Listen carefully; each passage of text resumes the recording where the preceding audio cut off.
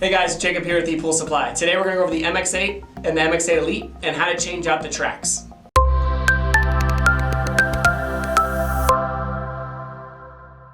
Alright, and we're back. So we got an MX8 Elite here. So as you can see, this is the Elite. Got scrubbers on the bottom. Pretty cool cleaner. Very, very popular cleaner. So let's just, very simple, very short video today. We're going to change out the tracks. So on the tracks here, on the treads, as you can see, it's like a tire that you drive around with your car. So the only difference is we have a groove set on the inside here, and that's what kind of gets wound down real quick. So let me show you real quick how to change these out. So pretty much it's just stretch and pull. So what you're gonna do is to diagnose that these are bad, you see these teeth? These teeth will actually get real thin or maybe sometimes disappear. So as you can see, like these are brand new, so they have really good teeth on them. So they'll actually just be gone after a couple years.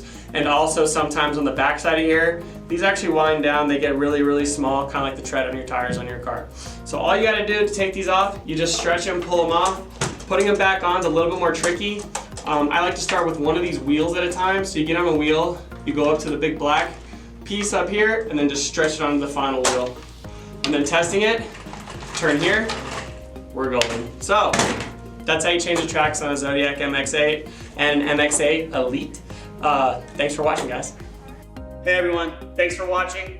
Subscribe today if you haven't subscribed. Check out the links below, and we got a lot more content coming your way. Thank you.